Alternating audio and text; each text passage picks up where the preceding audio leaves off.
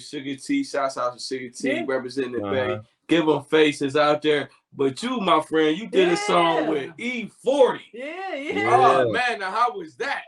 Working Now, with 40, the water. man, it's always love for working with 40, man. You know, that's been my folks for many moons, man. Him and his whole family, you know, even before the rap, they used to come up in my neighborhood. They was dealing with a OG up there named Bubba Hamp who was getting his money, and you know, they were handling their street business or whatnot. And we met 40 like that and knew him before they even really went to, I think the Left Side or something, their first album single or something that came out.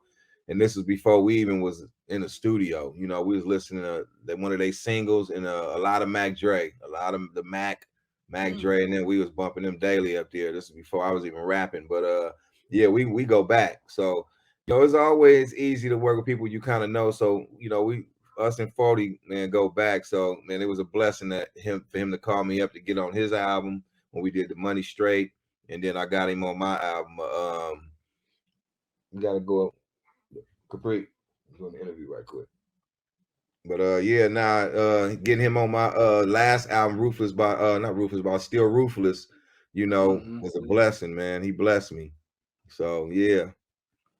Yeah, that was dope. The song was crazy, man. Y'all ended up doing the video together. It was like his single for that album. Yeah, it was. It was. I mean, that was dope. That was dope to see y'all like that. It's always good seeing the West together like that. Even though I'm from the Midwest, but it's always good to see because I like West Coast music more than the East Coast music. I think when Pac and Biggie came out, they made you choose.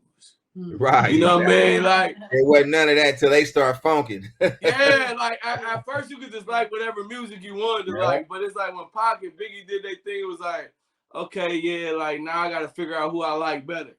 So you know, I went to the West Coast myself, so I was up on everybody, all y'all, you know what I'm saying? I was up on everybody. I liked the West Coast music a little better because y'all the beats was better to me. Yeah. The production was better. Yeah, I don't know, West Coast, man, that thick bass line, that funk, and that mob is just different than like a lot of them sampled drums, like them that backpack type rap stuff. It wasn't thick enough for me. Even though I like Wu-Tang, but a lot of their stuff didn't have that punch to me. Yeah. I mean, my system playing in my car, it was just a lot of it felt hollow. Like it just yeah. You know, as a producer. Back in them days. I definitely coming from.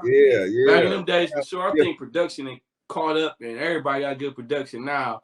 But I think back in them days in the 90s, I think for sure West Coast production was just on another level. You know what I mean? Yeah, it was. You know what I'm saying? And I mean, maybe because Dre was out there, or maybe because you was out there, or maybe I don't know. But it was on another level. I mean, 40's beats was banging. I mean, that mob sound like that whole everybody Too Short, you know what I mean? Because Too Short, I mean, you play some of that Too Short in the trunk when you got some 12s back there. Yeah, baseline was throbbing, man. Yeah, so, it was just different. You know what I mean?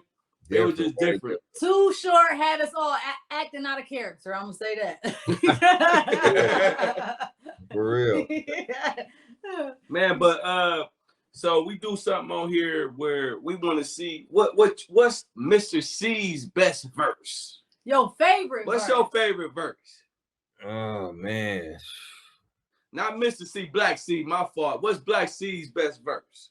My best verse, it'll probably have to come off of my latest album. I gotta give you the mic. Oh man, let me see. What's my favorite verse? It'll have to be. Man, I got so much stuff. Man, we need the platinum verse. Let me think. Give me a second, because I don't want to say one and then I'll get off here and be like, man, I forgot I should have said. It'll probably have to be off this album. I would probably have to go with the song y'all was just playing. Says something, man. I would probably have to go with the one. I would have to go with that song. Not even know. I can't even pick a verse, man. I have to just go with that song. Says something. Yeah, I had to go with that. I think that I rolled that beat on that. And I put a lot more thought in the lyrics on this album. The other albums, I just kind of was just rapping, just going off the feel of the beat, and was just kind of rapping, just talking shit. With this album, I put a little more thought and I think a little more effort in the lyrics and everything. Just talking. Okay, so speaking of lyrics, I need give me 4 bars, bro. Can we get 4 bars? Can we get 4 bars, bro? I need give me the highlights. Give me the highlights, bro. You got the. You got this album.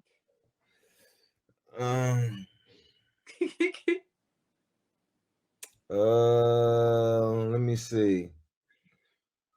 Maybe All Facts. I'll go with All Facts. Let me see. Let's get it. Black C about to kill it. Let's get it. Fiction. Niggas be out here. Let me see. No, I ain't gonna go with All Facts. I ain't gonna do All Facts. Let me see. We gonna see. Let me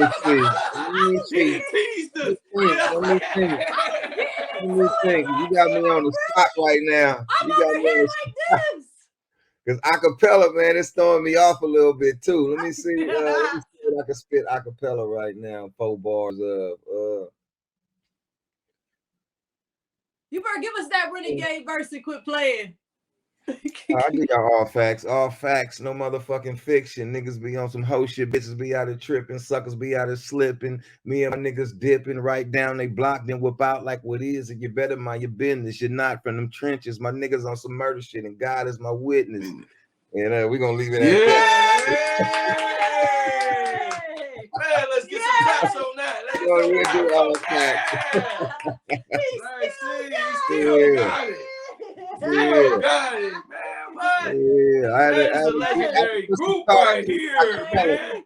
Hey, I had to put some thought into it, acapella, man, because I'm the acapella freestyler. I go off a beat and vibe. I'm like, hold on, let me catch that rhythm real quick. Yeah. You know what? Next time we're gonna take it back to the high school or the middle school. We gonna. Yeah, exactly. We just gonna bang it out on the table. Exactly. Get some pencils out for you. We should have knew better. Yeah, my bad. That's love. Man, look, we glad to have you, man. What's the name of the new album? Black Caesar, man. Black Caesar.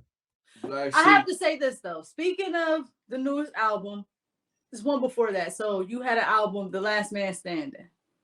Right? Yeah, I got actually 5 solos on it. I got Last Man Standing, that dropped in 2001. 2004, I dropped Black Seekers, The City of Gods. 2007, I dropped 70s Baby. And then 2012, I dropped Still Ruthless. That's the one I had everybody from my era on. Sibo, E40, Be Legit, Mac Mark, Still Ruthless. You know, Still Ruthless is that's like one of my, that was my favorite till I dropped this album. You know, this album kind of 70s Baby was nice too. That's a dope ass album too. But this is my favorite. This Black Caesar album is just different, man. I think lyrically, I just like, you know, showing off a little bit. Got some different beats. Went back a little bit to some different stuff as far as, you know, got some mob on there, got some funk on there, but I tried to switch it up with songs like Chasing Paper, Stand True. It's like I try to, you know, do something a little bit out the box. You know what I mean? So it's a lot of stuff on this, man, that I really I'm truly amazed, honestly, by how you kept up with the times. And like we said earlier, stay true to yourself. And just like I was saying with The Last Man Standing, it's like you actually were going through that in life. Oh yeah, everything. I was going through, man. My brother and them had just got took to the feds. They were sitting down for 3-4 years, both of my brothers. You know, they was trying to get us on all type of murders after Mr.C murder, you know, because after Mr.C got killed, man, it was like 20 people got killed, and they were just tearing my house up, our neighborhood up, just putting a lot of the murders on me and my brother and them. So it got ugly for a minute. So I was like the last man standing for real, like out on the streets and like in the music thing. So yeah. So how did you feel, honestly? Did you feel like any day now? Did you have that type of paranoia on you? Like you was cool? Nah, not really, because I knew them dudes. You know, I like I said, I wasn't gonna underestimate them again, but at the same time, I know them. You know, them was dudes that I pretty much like raised. They was up under me, and they just split off and started doing their own thing. So I knew what I was working with. I knew their families, just like they knew mine. So I didn't worry too much, and I knew how far they was gonna go. So I didn't have to really watch my back and do it with like living nervously. That's dope. You know, we had them like that. You know what I mean? We was living. I just bought my house. We was getting paid. I just signed the deal anyway with Atlantic Records. They still did the deal, so we wasn't worried about nothing. You know what I mean? If the bag had to be dropped, they knew it would have been. So I didn't worry about none of that. You know, we was good till this day.